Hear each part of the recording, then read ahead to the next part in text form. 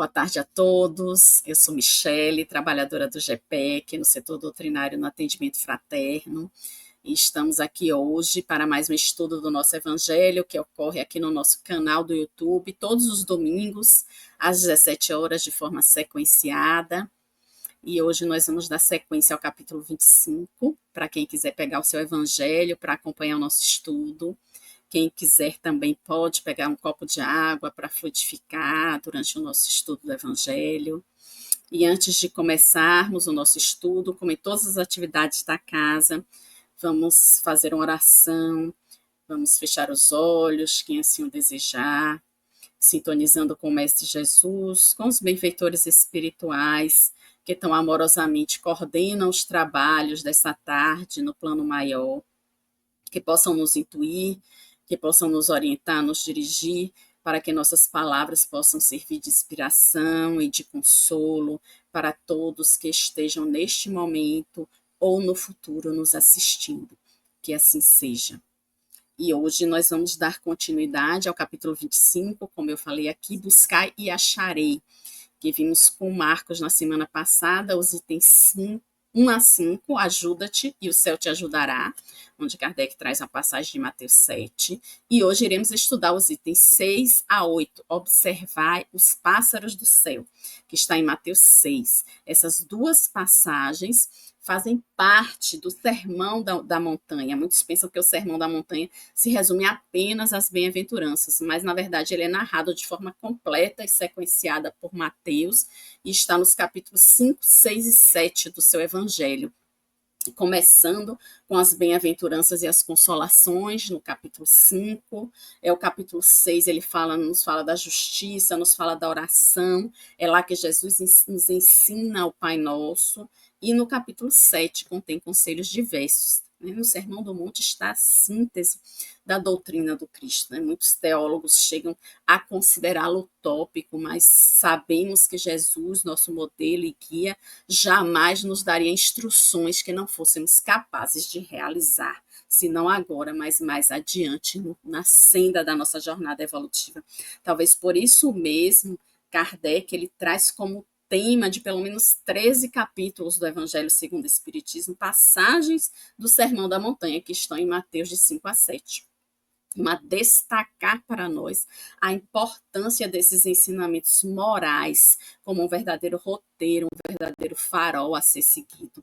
Uma curiosidade sobre esse capítulo 25 é que ele não estava presente na primeira edição do Evangelho segundo o Espiritismo. As passagens contidas nesse capítulo estavam após o capítulo das preces, como anotações de Kardec. Por isso mesmo, neste capítulo não há instruções dos espíritos, e existem mais referências, Kardec traz mais a miúde referências e citações de capítulos tanto anteriores como posteriores ao 25. Uma leitura mais apressada pode sugerir que se trata de mais um capítulo sobre a prova da riqueza e da pobreza. Se assim o fosse, Kardec incluiria essas anotações no capítulo 16, não se pode servir a Deus e a Mamon. Mas uma leitura mais a miúde, nós podemos perceber que o cerne dessa mensagem, como nos diz Pastorino, é a preocupação. São duas palavras separadas, ou para usar um termo mais em voga atualmente, é a ansiedade, a nossa ansiedade em relação aos bens materiais em comparação aos bens espirituais. O título do nosso tema é Observai os pássaros do céu. Está em Mateus capítulo 6, versículos 19 a 21 e 25 a 27. Essa passagem ela ocorre após Jesus ter proferido para a multidão as bem-aventuranças, ter dado as orientações especiais para os seus discípulos mais chegados sobre ser o sal da terra, ser a luz do mundo, ter ensinado o Pai Nosso. E a seguir, ele fala, então, essa passagem. E essa perícope, essa passagem, ela também está em Lucas. Lucas também traz o Sermão do Monte, mas de forma fragmentada, dispersa em seu evangelho. Esse trecho que nós vamos estudar hoje, ele está bem semelhante em Lucas, apenas onde Mateus fala em pássaros, Lucas particulariza os corvos. Alguns estudiosos eles falam eles traduzem como olhai os pássaros do céu, mas aqui eu penso que observai realmente é o que mais se aproxima do sentido do texto, porque o observar, ele vai além do olhar, né? Você deter, fixar os olhos com atenção, com presença, é refletir sobre. Hoje nós chamaríamos isso de atenção plena ou mindfulness, né? Jesus está aqui nos convidando a refletir, a prestar atenção, a meditar na natureza, retirando dela lições de equilíbrio, de harmonia, que só a natureza pode nos ensinar sobre sequência, sobre rumo, sobre propósito, sobre ciclo, sobre evolução. E nosso item 6 começa assim: não acumuleis tesouros na terra, onde a ferrugem e os vermes os consumem, e onde os ladrões os desenterram e roubam. Acumulai tesouros no céu, onde nem a ferrugem, nem os vermes os comem, porquanto onde está o vosso tesouro, aí está também o vosso coração. E quais são os tesouros que podemos acumular no céu, né? Jesus, ele descreve todos eles no começo do seu sermão da montanha, em Mateus 5, quando nos apresenta as bem-aventuranças, que no hebraico vem da raiz ashri, progredir, prosperar. Muitos estudiosos, como Humberto Holden e Sérgio Lopes, dizem que essas bem-aventuranças são, na verdade, virtudes a serem galgadas degrau a degrau por nós, espíritos imortais que somos no caminho da nossa evolução espiritual. E são elas a humildade, quando ele se refere aos pobres de espírito, a resignação, quando ele traz os aflitos, os que choram, a empatia, né? Porque a dor ela não coloca nos lugar do outro, né?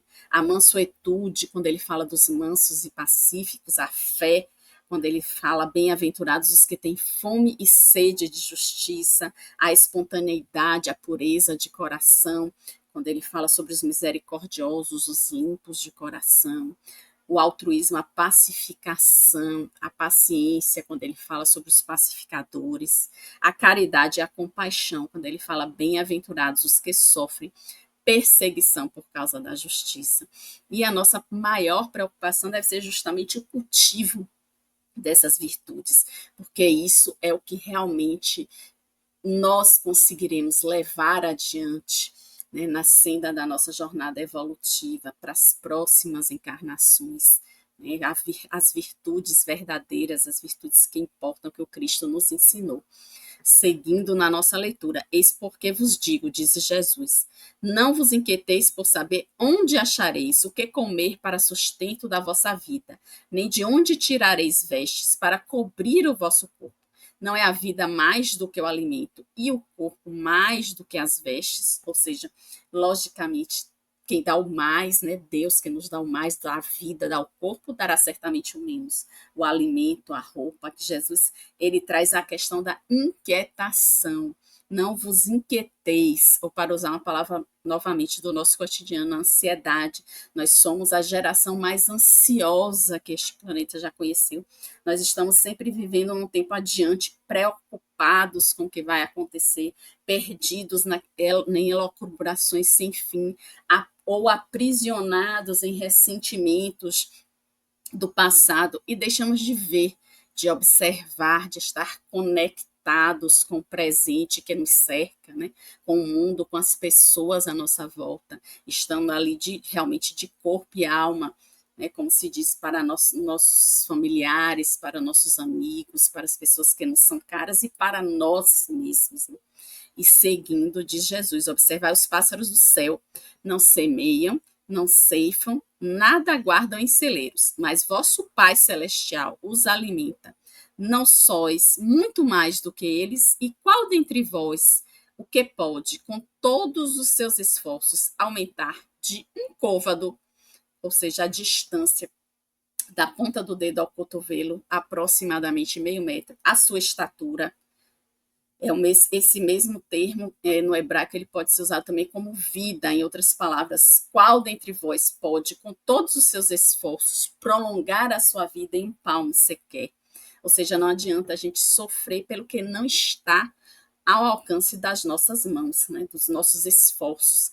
É preciso a gente confiar, obviamente, fazer o esforço, fazer o movimento, mas ter fé que existe uma inteligência divina, uma providência divina, suprema a tudo e todos, e que ela sabe o que é melhor para nós. Continuando.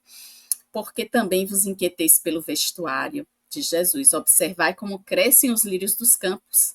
Os lírios, aqui ele se referia àqueles lírios vermelhos, de cor púrpura, que eram muito comuns na Palestina. Não trabalham nem fiam. Entretanto, eu vos declaro que nem Salomão, que era um rei notável, era o filho de Davi, ele construiu o primeiro templo de Jerusalém, ele se vestia com trajes belíssimos, riquíssimos em ouro e da cor púrpura, como os lírios que Jesus traz aqui, famoso por sua sabedoria e riqueza. Então Jesus diz: nem Salomão, em toda a sua glória, jamais se vestiu como um deles. Ora, se Deus tem o cuidado de vestir dessa maneira a erva dos campos, que existe hoje e amanhã será lançada à fornalha, porque o lírio do campo ele durava entre 1 a 2 dias, e como a madeira era escassa naquela região, eles, quando os lírios secavam, eles usavam para queimar e fazer fogo, por isso ele diz, né, será lançado na fornalha. Quanto maior cuidado não terá em vos vestir, ó homens de pouca fé. E Humberto Roden ele nos diz sobre esse versículo: a natureza, reflexo direto do Espírito Divino, não revela afobação, nervosismo, procura realizar com máxima perfeição cada uma de suas obras, sem se interessar pelas consequências, esperar louvores ou recear censuras. As maravilhas da natureza não nascem para serem elogiadas, não são belas para serem vistas. Sua razão de ser é intrínseca, não é como nós, né, que nos vestimos, que nos comportamos, que agimos sempre em prol do outro, pensando no que o outro vai dizer, no que o outro vai nos criticar ou no que o outro vai nos elogiar. Não, a natureza ela se basta em si mesma. E segue Jesus dizendo: não vos inquieteis, outras traduções, não vos preocupeis, pois dizendo: que comeremos? Ou que beberemos? Ou de que nos vestiremos? Como fazem os pagãos, que andam à procura de todas essas coisas. Porque o vosso Pai sabe que tem de necessidade delas. Mais uma vez, né? Deus, que é a inteligência suprema, né? Ele conhece todas as nossas necessidades.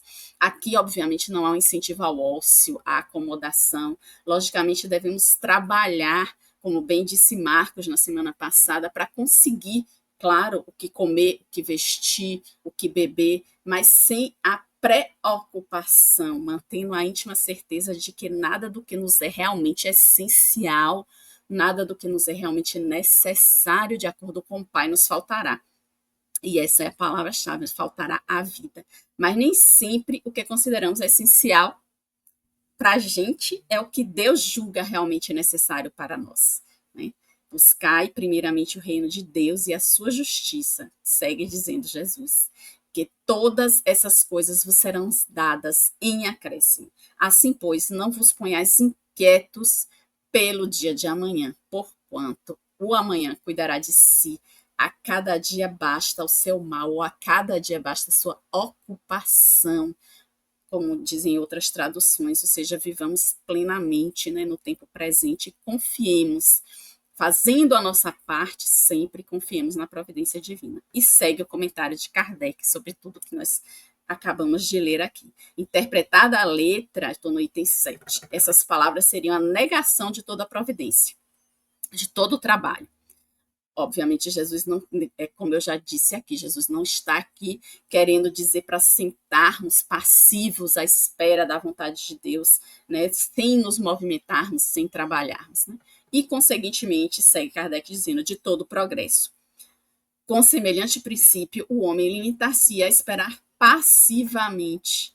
Suas forças físicas e intelectuais conservar-se-ão inativas, ou seja, se a gente apenas sentar e esperar, a gente jamais vai desenvolver o nosso senso físico, o nosso intelecto, né? O progresso não vai nos alcançar. Se tal for a sua condição normal na Terra, jamais houver ele saído do estado primitivo. E se dessa condição fizesse ele a sua lei para a atualidade, só lhe caberia viver sem fazer coisa alguma. Não pode ter sido esse o pensamento de Jesus, pois estaria em contradição com o que disse de outras vezes, com as próprias leis da natureza. Deus criou o homem sem vestes e sem abrigo, mas deu-lhe a inteligência para fabricá-las. Kardec traz aqui, entre outras referências, o item 2 do nosso capítulo 25, que a gente viu na semana passada. Do ponto de vista terreno, a máxima buscar e achareis é análogo a esta outra. Ajuda-te a ti mesmo, que o céu te ajudará. É o princípio da lei do trabalho, por conseguinte, da lei do progresso, porquanto o progresso é filho do trabalho, visto que este põe em ação as forças da inteligência. E segue Kardec no seu comentário no nosso texto. Não se deve, portanto, ver nessas palavras mais do que uma poética alegoria, ou seja, uma linguagem parabólica que Jesus usava tantas vezes, da providência, que nunca deixa ao abandono os que nela confiam, querendo, todavia, que esses, por seu lado, trabalhem, ou seja, façamos também a nossa parte, como tão bem falou Marcos na semana passada.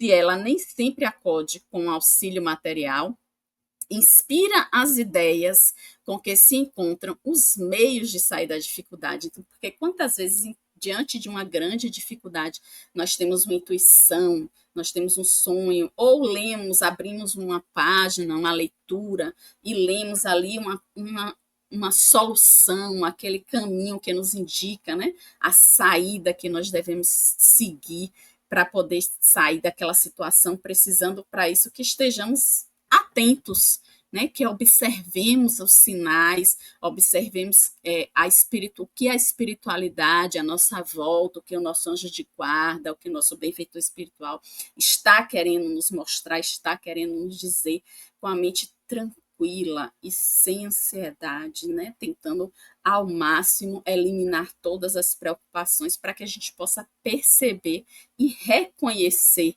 esses sinais. Muitas vezes a ansiedade nos deixa até com dificuldade de respirar, quanto mais enxergar a saída, que muitas vezes a espiritualidade está colocando diante de nós.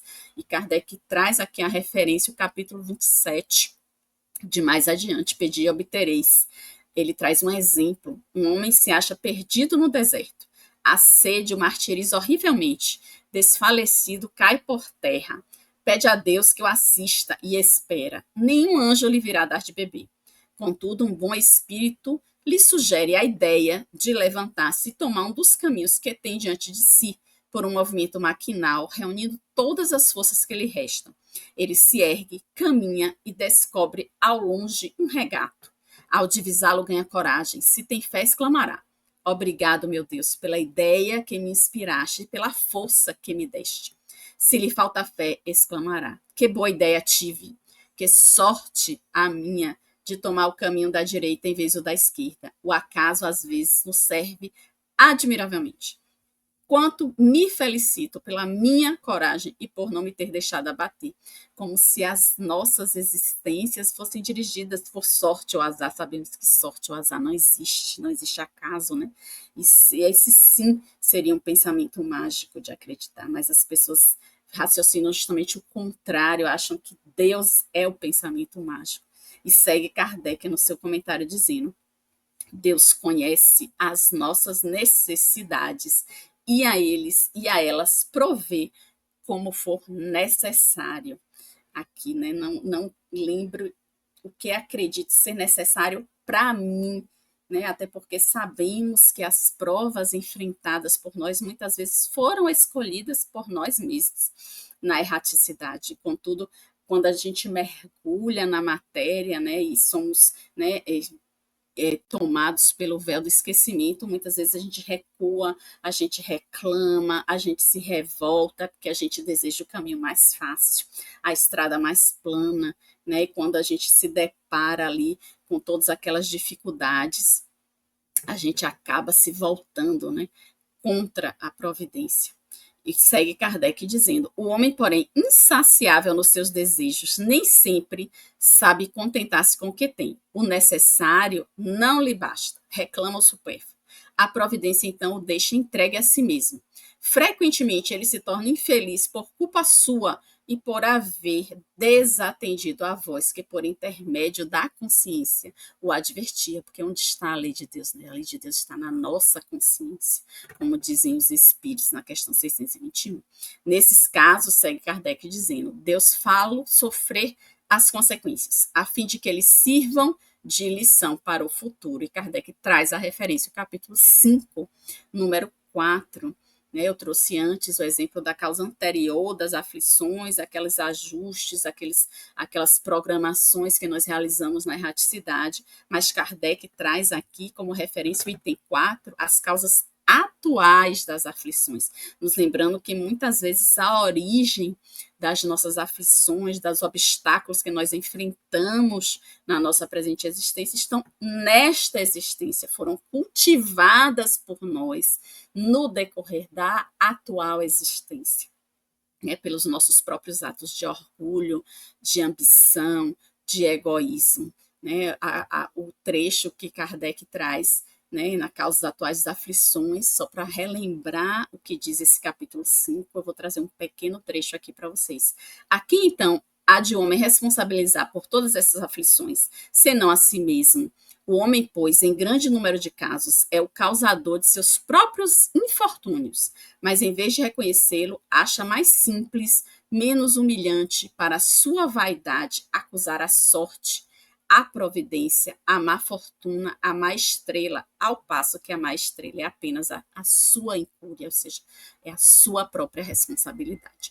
E no item 8, Kardec segue dizendo: a terra produzirá o suficiente para alimentar todos os seus habitantes, quando os homens souberem administrar, segundo as leis de justiça, de caridade e de amor ao próximo, os bens que ela dá.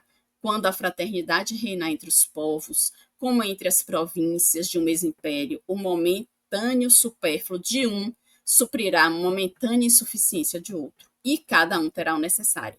O rico, então, considerar-se-á como que possui grande quantidade de sementes a se espalhar, elas produzirão pelo cêntuplo para si e para os outros. Se, entretanto, comer sozinho as sementes, que é muitas vezes o que a gente quer fazer, né? Garantir apenas para a gente, apenas para os nossos. Né? Se as desperdiçar, se deixar, se perca o excedente do que haja comido, nada produzirão e não haverá o bastante para todos. Se as amontoar no seu celeiro, porque muitas vezes a gente, além de ter, a gente quer acumular muito mais do que a gente necessita. Os vermes as devorarão. Daí o haver Jesus dito: não acumuleis tesouros na terra, pois que são perecíveis, acumulais no céu, onde são eternos. Em outros termos, não ligueis aos bens materiais, mas à importância do que aos espirituais, e sabeis sacrificar os primeiros aos segundos. E Kardec cita os capítulos 16, 7 seguintes. A caridade e a fraternidade não se decretam em leis. Se uma e outra não estiverem no coração, o egoísmo aí sempre imperará. Cabe ao Espiritismo fazê-las penetrar nele. Vamos encerrar o nosso estudo de hoje com essa consideração de Pastorino sobre esse texto de Mateus, né, que a gente acabou de estudar, eu achei bem pertinente. Ele diz sobre o trecho de Mateus: todo o trecho está imbuído desse espírito de renúncia e desprendimento das coisas materiais e de fixação na realidade do que é espiritual. O ponto básico é o ensino da não preocupação. Realmente não é a ocupação que cansa, mas a preocupação. E os cristãos tampouco aprenderam a lição daquele que dizem ser o seu mestre, o seu Deus, e vivem hoje a tomar remédios e a fazer higiene mental para combater os males psíquicos provocados pela excessiva preocupação de todos por tudo. Coloquemos nosso coração no Pai, unifiquemo-nos a Ele e aprendamos a olhar tudo o que é externo como agregações temporárias que nos servem de muletas durante a caminhada terrena, mas que jamais serão essenciais ao nosso eu, embora ajudem nossa evolução durante curto período de tempo. E assim nós encerramos o nosso estudo de hoje. Espero que possa ter sido de alguma forma proveitoso essas palavras, né, de Kardec, de Mateus, de Jesus. Então vamos mais uma vez nos colocar numa posição confortável, fechar os olhos, quem assim o desejar, sintonizando com o Mestre Jesus, e vamos vibrar por todos aqueles que estão aqui presentes, Vamos vibrar pelos nossos familiares, pelos nossos entes queridos, pelos nossos amigos, pelas pessoas que convivem conosco, pelos trabalhadores do GPEC, pela direção do GPEC. Vamos vibrar pela nossa cidade, pelo nosso planeta. Vamos sintonizar todos com essa energia de boa vontade, de trabalho no bem, de edificação. Vamos procurar acalmar nossos corações.